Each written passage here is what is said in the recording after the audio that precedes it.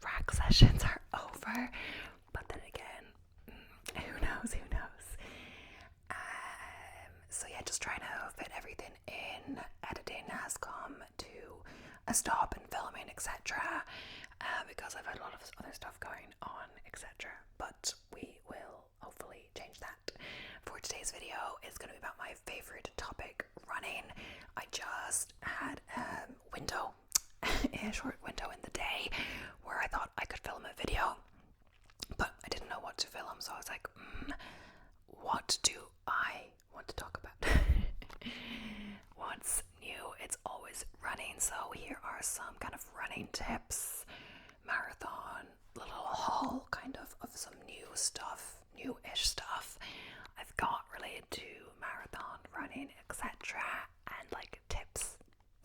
I'm not an expert. If you haven't watched my channel before, my experience with running is I started running in 2020 with my mom. I had gained a bit of weight, COVID. I had developed a bit of anxiety about going outside, actually, even going for walks, etc. And my mom suggested we do this run walk. Then I think she started by herself, and then she suggested I join her. So this is really where it all started. We started run walking, and then I started just running. After this, I did my first half marathon around a field near my house because it was an icy day and it was slippy on the roads, but that's the day I decided this is the day of the half marathon. And it was a run walk affair, 10 minutes running or jogging, 1 minute walking around the field. Loads and loads of times. It took me like 2 hours, 37 minutes. And that's where it all started. Since then, after we did the whole run walk thing, I then sporadically went on runs, whenever it kind of suit my schedule, etc. a few times a week. Just little loops here and there, 8k, 6k, whatever, all similar pacing, nothing to set in stone. When I really started to see improvement is when I started following a plan. So I started following a 10k plan, but the problem is the plan was 5 days a week, but I only wanted to run 3 days a week. I think that was the problem. So it took me a full week and a half to get through 1 week, so I never finished the plan, etc. And I've got to the end of my plan doing a run in the dark 10k where I got an hour 5:33 or something. So this was 2023, I believe. So then, jumping forward to December of 2023, I decided I'm going to run a marathon, and I started training for a marathon, and that's the shirt I have, the Paris Marathon, which I did last year. And I did an Amsterdam Marathon as well last year. So after the Paris Marathon block, I really got into doing the races in Ireland, etc. It took me a while, but later in winter I joined a run club, and now I regularly go to their runs, and I've met loads of nice people through that. It's great. We do social runs. I did a track session, and we're even going to a race together this weekend, so it's going to be so fun. And that's where I'm targeting sub 52 for the 10k now. So in this year and a half, I've brought my 10k time down so far a full hour and a minute, or no, not hour, 11 minutes, but hopefully I get the sub 52 on Sunday, which I believe is in my range. Since I've done 2 track sessions targeted at the 5k blocks, 8-week blocks, since then, since even attempting my last 10k, my goal for this year is to keep running, important, but to try to not do every race. I don't need to do every race. I like to do a targeted block and then a goal race. And yeah, some people may say it's a bit too intense for 10k, but I did 40k weeks for 10k, 46 was the max. And my other target for the block for running goals, etc., is I always have new little motivational things. Is one is keep the easy runs easy. So when you're running hard, you're running track sessions, you're running race pace work, all of that. When it comes to your easy run, really keep them easy. That's why I find with the group mentality, even unintentionally, I find which may be familiar to a lot of people, Pride, etc. But you also have to realize these people that are going whatever pace, that could be their easy pace, because if I go on Strava or whatever, they're just faster runners than me, and that's fine. That's fine. We all start somewhere. So I've improved a lot, and it's just you against you, and there's more to running than just time, etc. So really, over this whole course, it's helped me with my mental health, helped me lose weight, helped me gain community, helped me develop discipline, mental strength, perseverance. You know, it really can bring you so much. That's really why I love it so much. And yeah, I find having a certain goal race helps you stay dedicated even when you don't want to run, when the weather's bad, and you feel better afterwards, or you feel stronger, and you can deal with whatever weather is giving to you on race day, etc. So like, you can't control the weather, but you can control what you do in your mindset. Of course, all within reason, nothing stupid, etc. Not like go running in the storm or anything like that, but I have run in some pretty interesting conditions sometimes. But it's also invigorating in a different way.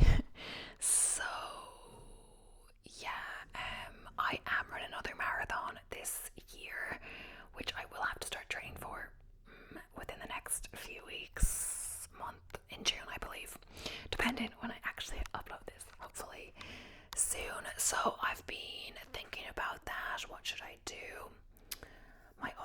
What was my other mantra for the block is, or this year, etc., is like, kind of, everything doesn't have to go perfectly. Like, I didn't know if I could do my last 10k time that I wanted, like sub 54, and I did. I got sick twice in that training block. Like, I had to went to Portugal, not had to, but did. I still did my running there and enjoyed it and all of this, but there were some weeks I didn't get to all the mileage and I was sick. And then afterwards, I wanted to start a new training block for a half marathon, but my leg was giving me trouble on like the first week. Then I dropped down, then I went back to the mileage and it was giving me trouble. It was just too high of a mileage for me. It may have also been because I was trying to do an easy run, a long easy run, like 13k, after a track session the night before. So you have to adapt and see what you're doing. So like, I decided since Wednesday was track night evening, so that's yesterday, Thursday will always be a rest day, unless, like, I did a little easy run this morning since my last run before the race. I'm taking a few days off. So just really listen to your body and listen to the schedule. And yes, it's hard to know when an injury is an injury or not, but yeah, just keep doing your strength training, keep listening to your body, just keep the easy runs easy, and it'll all work out. So either way, but the half marathon is, the point is, I only did about like 2 weeks of the actual target plan I had. My plan was to do the Dublin City half on the 7th week, and then my goal was the Limerick half on the 12th weeks, and my goal was maybe sub 2 if I did the whole 12-week block. But even like 2 hours 4, 2 hours 3, 2 hours 2, something like that, I would have been happy with, even at the end of the 12-week block. But I got the 2 hours to 23 even without doing like most of the training. Like, I can't say I don't train, I do run and all of that, but I didn't do the volume. And if anything, it's just saying that giving your body more of a rest can be more beneficial than just pushing through. Like, I did a big reduction in mileage up to that race, and I felt quite fresh, and the race felt great. So it's not all about doing the most. So that's what I'm struggling to decide what to do for my next marathon block, because the plan I originally wanted to do was, and I will show you something. It's not in this book because this is the half marathon book, but faster road racing, 5k to half marathon, Pete Pitzinger and Philip Latter. So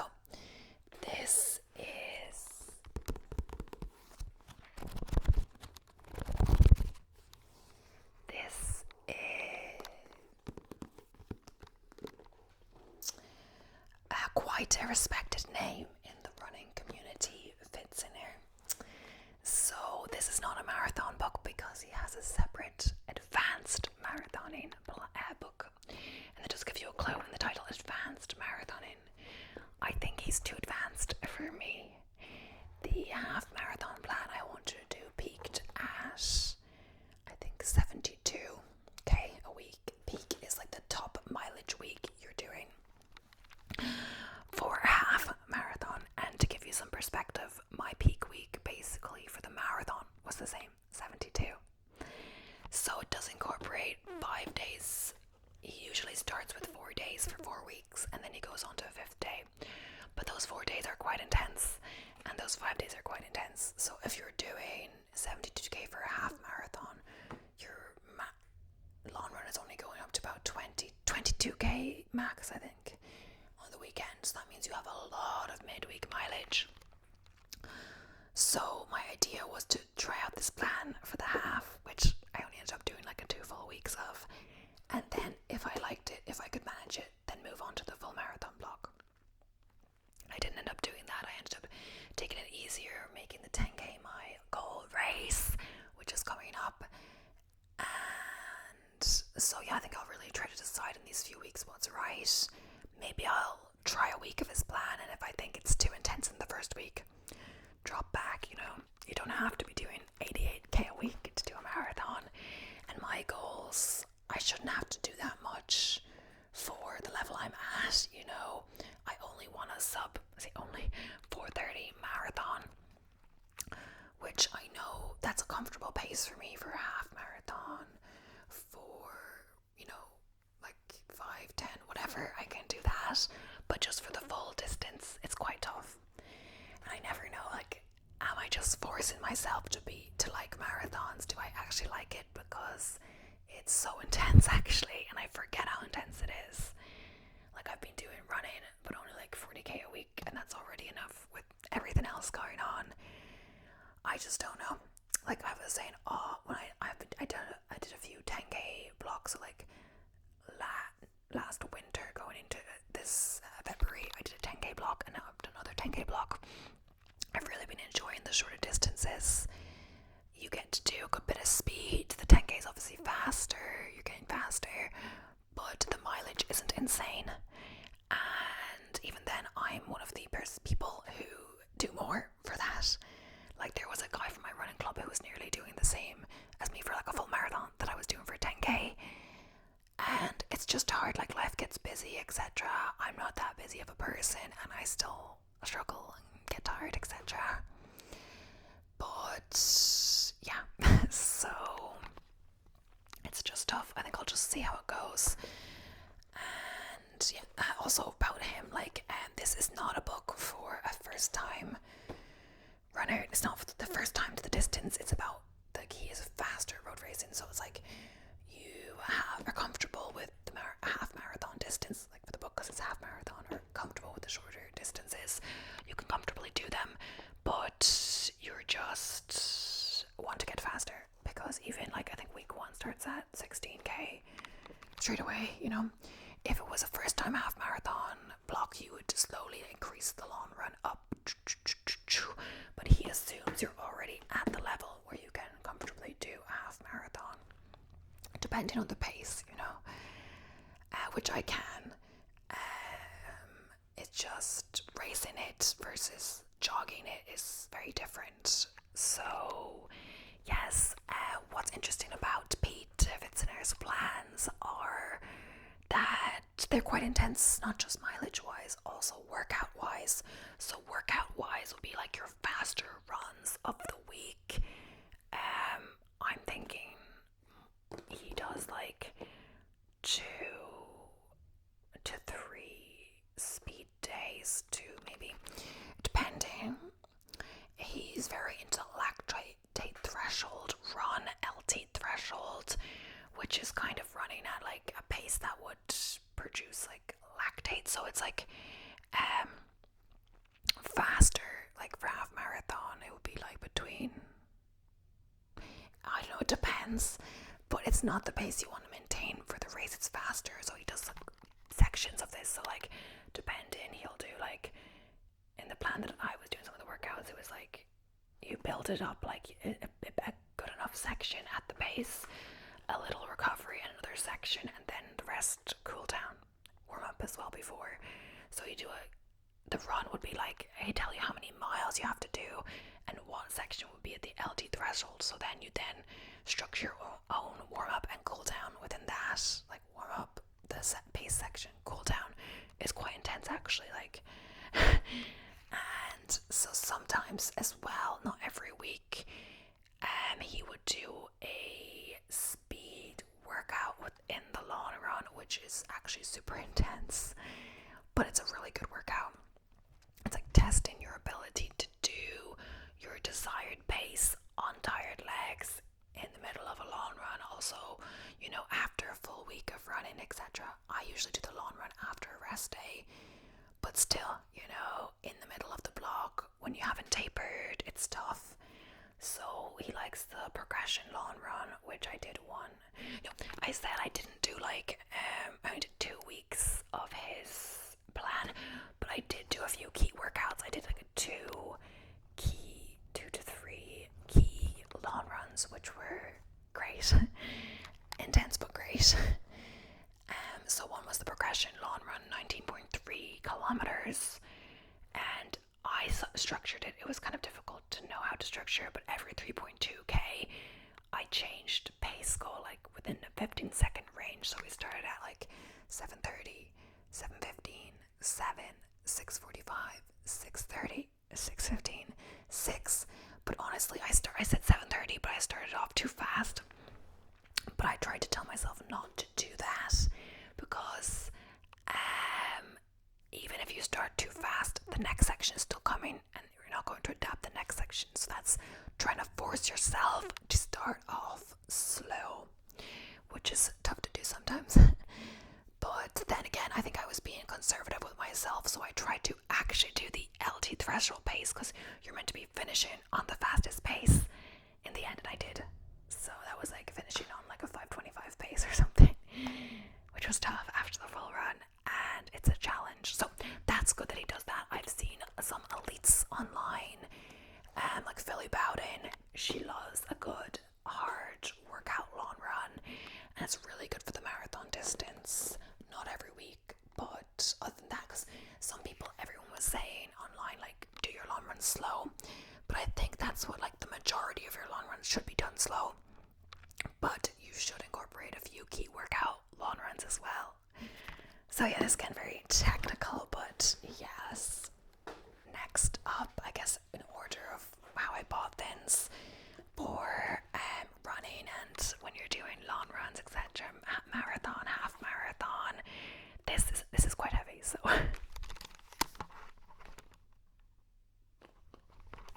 so this is like a high five sports drink. So it's basically to have some carb intake as you're running through your liquid, and it's kind of just sugar but also salts, because it's important to rehydrate by drinking salt. Some people forget this because you're losing a lot of sweat as you run, especially running for an extended period, and it's especially important if you're training in summer in a hot climate, or even in Ireland in summer. It can get warm, or like even 16 degrees. You can be sweating loads, especially if you're doing a speed workout. So before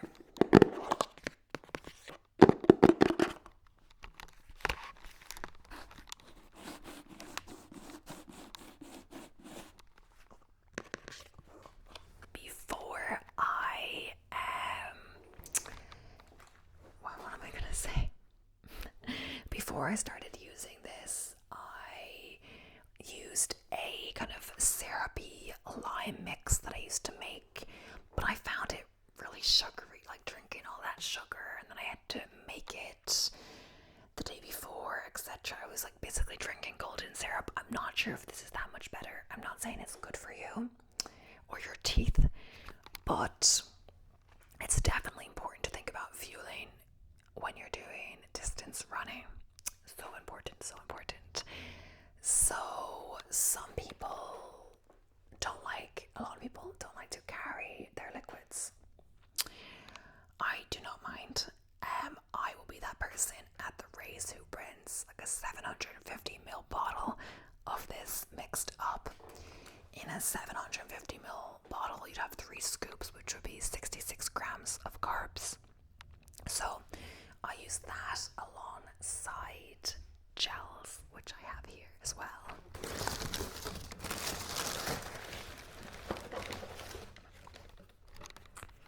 Gels to fuel.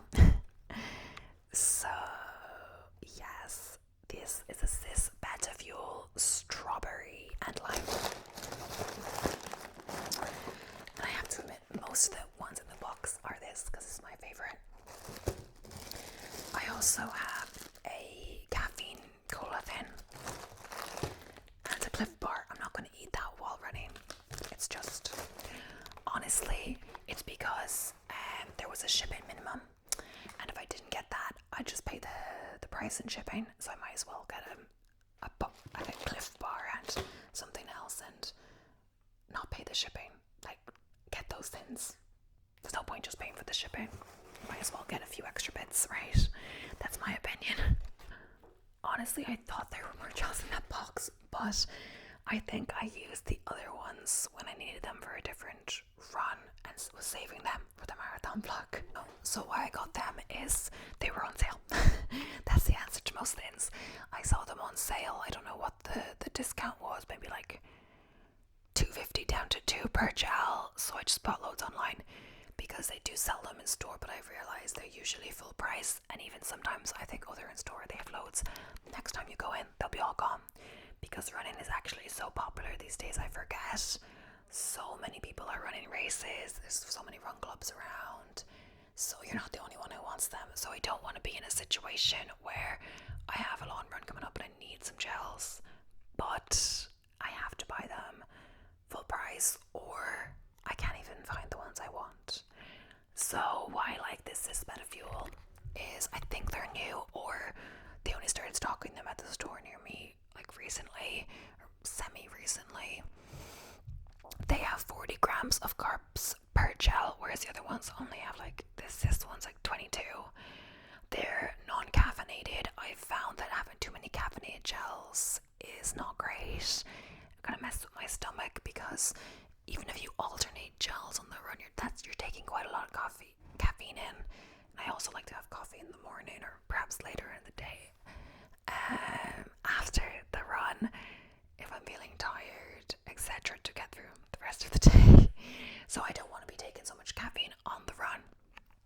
So basically, I maybe less in a training run, but in a race, I would take a Cis Betafuel with 40 grams of carbs every 40 minutes and take sips of my drink in the bottle every 2 kilometers or whatever I want.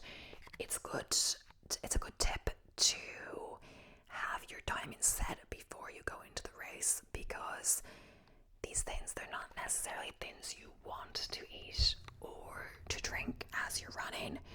No one wants to eat a gel running. I don't think it's not fun. You don't do it for the taste, you do it for the benefits. And if you're feeling like you need a gel, it's probably too late. That's the accepted thing.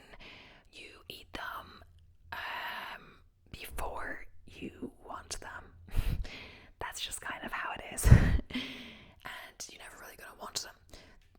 There have been a few cases where I've decided not to have the last gel, etc., because my stomach, I was getting a cramp, and you don't really want to intake any more carbs when you already have a cramp. It could make it worse. So yeah, that's the thing. Some gels can cause you to have cramps, or when you're doing everything right and you get a cramp anyway. It's really annoying, actually. I don't have it all down, especially over the marathons. Since both marathons I had a dramatic performance drop depending on where I was in the race. The first marathon, it was like half marathon. Second race, like 28k, and I didn't really recover my pace. But it could just be that I wasn't at the fitness level required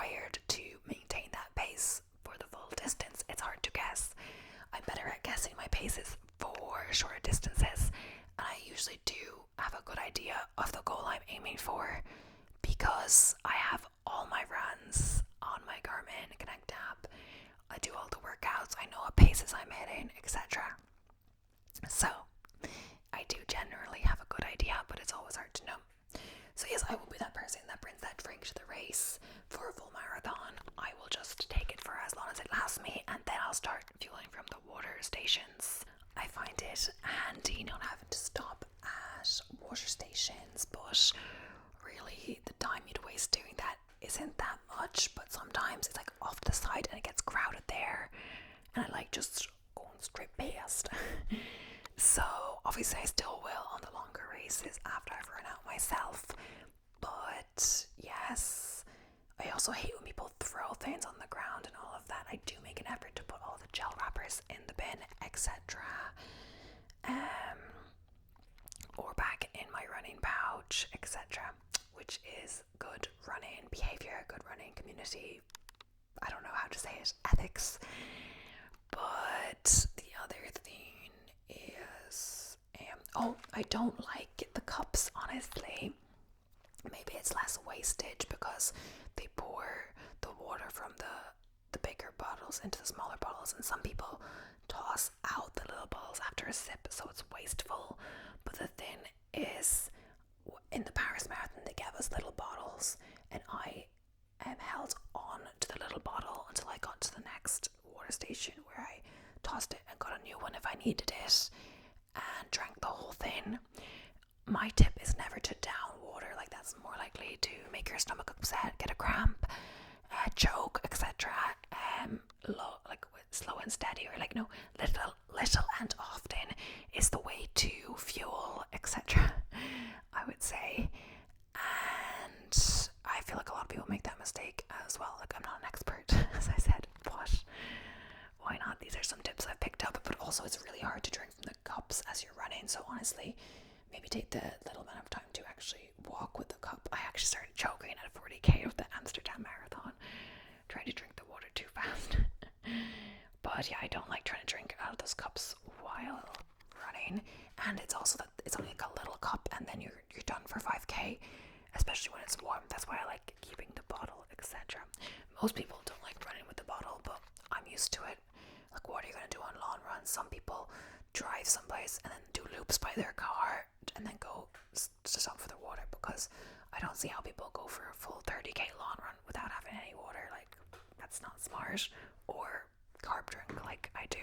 The last thing I have to show you, and it was also in my thumbnail of this video, are my brand new shoes, which came at the time of filming yesterday. I kind of don't want to put them on me because they are dirty since I have been wearing them a little bit. But yes.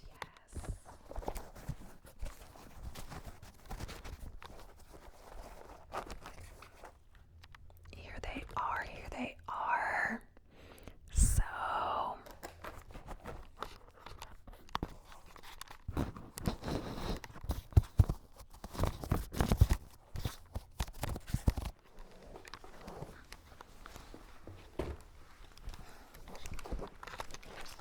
it's kind of hard to just hold them, but yeah, so I've put them down again. But basically those are the Nike Invincible 3.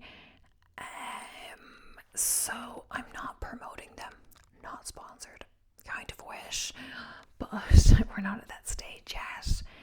But I can't give you a review on them since I've literally worn them twice. I got them yesterday, but I've already worn them on 2 runs. Surprising. So I got them because they were 50% off on Sports Direct. 95 or 101 with shipping, which is the cheapest of my running shoes so far. But that is actually an insanely good deal for the model. The Nike Invincibles are known to be a high price point for an easy run shoe. They retail at $190 in the sports stores, but usually they have a sale, at least one of the colors, maybe bringing you down to $155 in store, and I've seen online cheaper $135 for other colors on Sports Direct. But for whatever reason, the black color have been $95 for ages in my size. It's very sizing specific, so they just happen to have my size. And these ones, which I actually prefer this color, went quite quickly. Like when they added 2 new colors on the sale price, they went really fast. So these ones are gone already, but I can't be promoting them. It was really, I kind of wanted to do a proper day where I tried them on in store, tried other ones on in store. I did try these on in store, but I kind of was feeling a bit impulsive one day, emotional, impulsive. Something happened in the morning. I felt, oh, I've got to focus on myself. I'm just going to get those running shoes. And I did. And now they're here. So, the commonly reported issue with the Nike Invincible 3 is the heel slip. So, of course, I'd recommend doing your research before buying any running shoe, trying them on, seeing if they work for you, etc. There's only so much you can gather in store. And, after a certain point, weighing the pros and cons, you just have to make a decision for yourself if it's the right shoe for you, etc. So I'm still not sure. It's not a disaster, is all I'm saying. A commonly reported issue is the heel slip. So basically, that your heel, there's a lot of movement with your heel, like coming up and down in the shoe as you're running, or that I didn't notice as I'm running. I noticed when I try to pull it up, I do feel a bit of pull. But I have done the runner's knot on it, I believe, because maybe I didn't do it right, but when I'm doing the runner's knot, there's definitely more security. My foot feels more secure in the shoe, but I do find sometimes the runner's knot doesn't work for everyone, in that the rest of your foot feels too tight in comparison. Like the heel is tighter, but it's too tight on the rest of your foot. But going down half a size doesn't necessarily solve the issue, because then it's too tight at the forefoot, so it's very tough. I've heard a lot of negative things about this, but then again, I've also heard rave reviews. 2 people in my run club, the run club founder, one of them, and another guy who's recently done a marathon, have loved them so much they have multiple pairs, like have rebought the shoe, etc. So I asked, oh, do you think I should get them? They're on this price, whatever. And he was like, for sure. And that kind of got me about the edge, because I've been asking him for ages about them. And they were on this sale, and at some point they're probably going to go. And I'm about to start a marathon block. So what I said is I really need a shoe for doing my long, easy runs, no plate, because I have too many of those speedy shoes, and that, encourages lazy legs and feet, etc. So, yeah, they're really good for slow, easy runs. Then again, I did do a track session in the last time. My first test of the shoe was the track session. Interesting choice by myself, but I just couldn't wait, when you get something new and you can't wait to try it out. So once I wore them to the track, I knew I couldn't bring them back, because you can't send back shoes that you've worn, of course, except around the house or testing them out, as you would do in store. But I did the runners knot, they felt fine, etc. And they actually felt better than I thought in the track session. It was a taper session since it was the last one, and we're doing runs this weekend, races, so we're doing less. So it was only 6 times, warm up, 10 minutes warm up, 6 times 300 meters with a jog back to the 400 meter mark, and then go again. And I went in a little faster group than I did in the past few weeks, and it went great. I hit the paces I was keeping up, and it was 4-minute kilometer in this shoe, so it's not a speed shoe, but if necessary you can do some speed work in it, do some tempo work, etc. At the speed I am not sure if there's much difference between speed work and all of this, but it's still managed, and I felt good afterwards. I feel like it'll be good for just plodding along those easy miles in the marathon block, but doing some tempo work if necessary and all of that. And I've also, people that said there was a heel slip issue said after a while, a few 100k, it resolved, and they're their favorite shoes ever, so it can kind of mold to your foot. So I'm not 100% sure on my decision. I did 10k in them. I did a few k this morning as well. So they're not the worst in the world.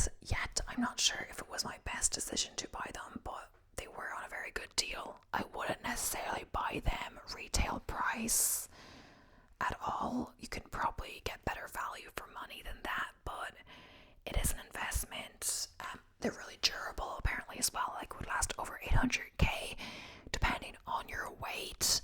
So yeah, it's really good for the easy miles and the long runs, and they've a lot of cushion in them, but no plate. So yeah, I was really nervous when I tried them on yesterday, and I felt the heel slip, but I took my time trying out the runners, not jogging around the kitchen, etc. And I believe it's just going to take some getting used to as well, because it's not that I really feel a big slip when I'm running, it's just different than what I'm used to. And I've always found like when I'm keep changing between different shoes, you get used to one pair and then I find it weird to tie other ones, etc. And I always like retie my shoes like 5 times before going out, and then when I'm actually on the run, it's fine. So we'll see when I take it for a longer test run maybe one day, but that won't be before my race. I think I'll really start like getting used to them next week, I think. And yeah, we'll see. If not, I guess I could always use it as a walking shoe, but maybe it's not great for walking, but I could always do it. My flaw or vice or whatever is I keep buying running shoes. I don't actually have any like proper walking shoes. I actually go walking in one of my running shoes, neutral running shoes, which I shouldn't. Oh, also what I want to do for this shoe, it's a good idea, is to start tracking the shoe. So on my Connect, I've created a name for the shoe and I've attached it to the run. So now it's tracking how many kilometers I will get out of the shoe, which I wish I did on the other shoes, but I've been using them for so long I could not remember which runs I did which shoes in at this point.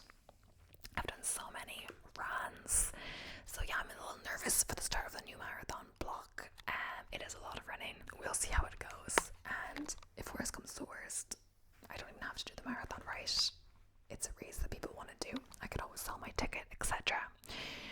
But either way, hope you learned something useful today. Key takeaways: it's important to follow a training plan when training for a race. You don't need to do the most possible, but personally for marathon training, I'd say 4 times a week minimum. Some people would do less, depends what you do. Some people are more hybrid athletes or like to focus on other sports too, and you can't do everything. I do 5 days a week of running, 1 day strength training, like when I'm on a training plan, and 1 day rest day. But that's because my primary focus is running. If you enjoy other sports as well, I think it's very hard to fit it all in, like time wise, with life getting busy, but also just like proper recovery. 2, it's important to fuel yourself during your runs. What I didn't touch on is after your runs as well. Try to eat 60 minutes after running. It's not a hard and fast way, especially after a long run. Sometimes I'm not perfect, sometimes I go for the run club and I end up getting home a bit later because I'm busy talking. Sometimes I'll, have a cheeky pint and not my dinner first because I'm at the run club still. But I always make sure to eat something when I get home, etc.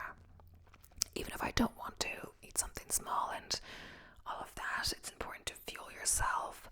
It's important to prioritize your sleep. Very, very important. And yeah, a good pair of running shoes, or 2. I'd say 2 for a rotation is a good balance. I myself got into the craze of buying too many running shoes because I'm easily influenced and love my running shoes, but I have 5 pairs now, which it's a bit much, I have to say. But the thing is, I've been wearing some of them for 2 full marathon blocks, where I did for a full block, I don't know, like 800k at least.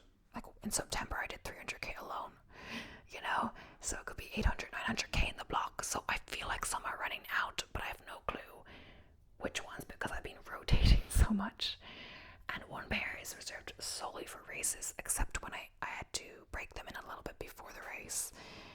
So, or just get used to them, not necessarily break them in.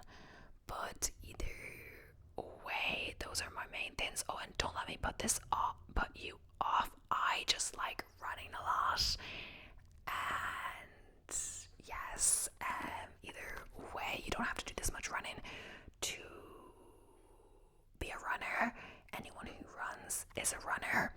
I just enjoy the challenge, and even then I'm reconsidering my goals. Like sometimes it'd be nice to train for like a half marathon or a 10k, do 40k a week or so and call it a day, not have it take over your life, because when it reaches the marathon train it really does take over your life. Some people seem to manage really well, they're really put together, but they wake up like really early to fit this in sometimes. Like there's this girl who's like not like I see on TikTok who does like 100k weeks when she's trained for a marathon. She's not like a leader pro or anything, but she seems to have herself so together. She wakes up early, she goes for a run, she goes to work, she sometimes fits in social stuff.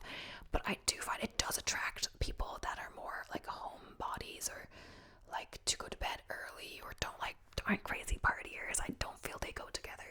But of course there is a balance. Like I know people from the run club that go out on the weekends and get their running in the morning as well.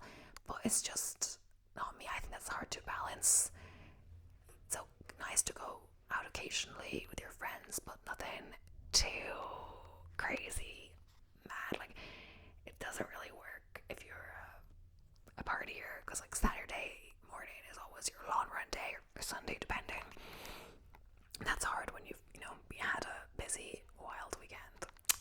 But either way, life is all about balance. It's meant to be fun. The time doesn't matter that much in the end. We're not professionals here, but it is fun to beat your previous time, etc. But yeah, thank you so much for watching. I hope you enjoyed. But please don't forget to subscribe if you haven't already. I'll be seeing you in the next one. So, bye for now.